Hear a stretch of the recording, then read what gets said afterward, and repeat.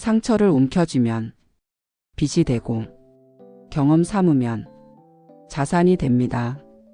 분노, 증오를 넘어선 감사의 힘, 고통의 숲을 헤치고 희망의 빛을 찾아서 우리네 삶은 예기치 않은 폭풍우를 만날 때 진정한 시험대에 오른다.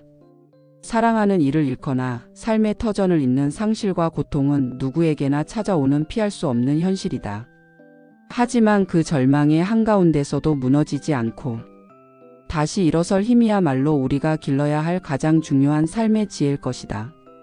이 글은 한 청년이 겪은 비극적인 사고와 그로 인해 싹튼 극심한 증오를 딛고 마침내 마음의 평화를 되찾는 여정을 깊이 있게 들여다본다. 증문즉설 마음을 울리는 이야기. 증오의 짙은 그림자가 드리운 날, 그날은 그저 평범한 저녁이었다. 하루의 고단함을 털어내고 집으로 향하던 청년의 일상에 갑자기 거대한 폭풍우가 몰아닥쳤다. 굉음과 함께 세상의 모든 빛이 사라졌다. 그 순간 그의 삶은 송두리째 뒤바뀌었다. 교통사고였다. 그는 생사의 기로를 헤매는 중상을 입었고 밤하늘의 별들이 모두 꺼져버린 듯한 암흑 속에서 오직 고통만이 그를 지배하는 듯했다. 중환자실에서 보낸 몇 달의 시간은 그의 육체를 한계까지 몰아붙였고 2번의 대수술을 겪으며 그는 간신히 삶의 끈을 붙잡을 수 있었다.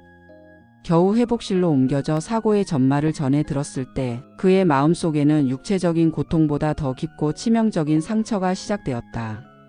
사고를 낸 운전자가 외국인 노동자라는 사실을 알게 된 순간 그의 마음은 통제할 수 없는 분노와 증오로 채워졌다.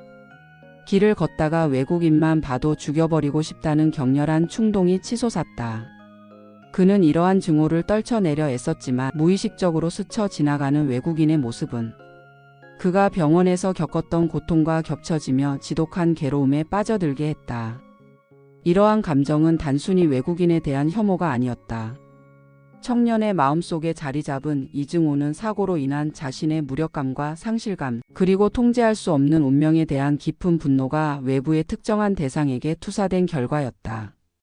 스님이 청년의 사연을 듣고 외국인하고는 아무 관계가 없어 자기 여자친구가 사고를 냈으면 여자를 미워했을 것이라고 말했듯 문제의 근원은 외부에 있지 않았다.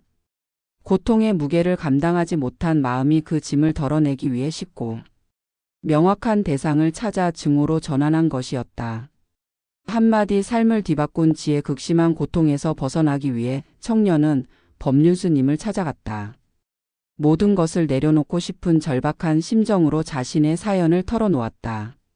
스님은 청년의 복잡한 감정과 깊은 고통을 고요히 경청한 후 그에게 단 하나의 간단한 조언을 건넸다. 그것은 바로 살아있어서 감사합니다. 살아있어서 감사합니다. 라는 짧은 기도였다. 처음 청년은 스님의 조언에 반신반의했다. 자신의 마음을 찢어놓는 증오에 대한 해결책으로 감사라니 너무나 단순하고 허황되게 느껴졌다.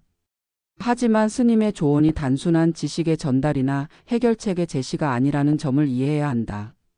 법륜 스님의 증문즉설은 제가 해결책을 제시하는 자리가 아닙니다. 이 시간은 대화를 통해 질문자 스스로 답을 찾아가는 과정입니다. 라는 스님의 설명처럼 청년이 스스로의 내면을 들여다보고 문제의 본질을 재발견하도록 돕는 코칭의 역할이었다.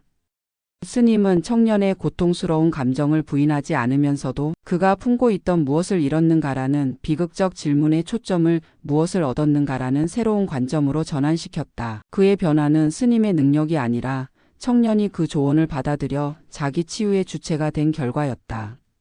감사의 기적이 피어난 자리. 청년은 스님의 말에 따라 매일 절을 하며 살아있어서 감사합니다를 되뇌이며 육체의 상처가 아닌 마음의 상처를 치유하라고 알려주셨다.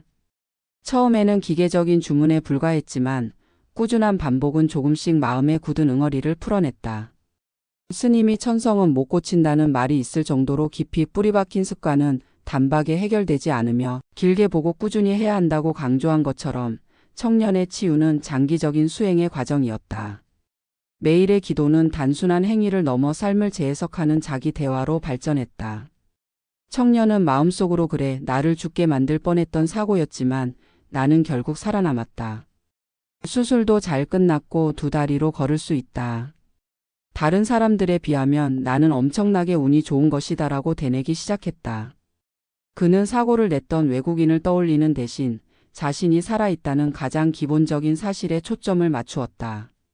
이처럼 관점이 바뀐 순간 그를 짓누르던 증오의 감정은 조금씩 힘을 잃기 시작했다. 청년의 이야기는 증오를 떨쳐내는 방법을 찾은 것이 아니라 증오를 품고 살아갈 이유를 스스로 포기한 과정을 보여준다. 그는 고통을 통해 얻은 증오에 갇혀 살 것인지 아니면 생명이라는 가장 큰 선물에 감사하며 살아갈 것인지 선택의 기로에 섰다. 그리고 감사를 택한 순간 그의 삶은 잃어버린 것에 대한 분노가 아닌 얻은 것에 대한 기쁨으로 충만하게 채워지기 시작했다. 불행 속에서도 감사할 것을 찾다 보면 자연스럽게 괴로움에서 벗어날 수 있다는 스님의 가르침은 그에게 단순히 삶의 진리를 깨닫게 하는 것을 넘어 실질적인 변화를 가져다 주었다.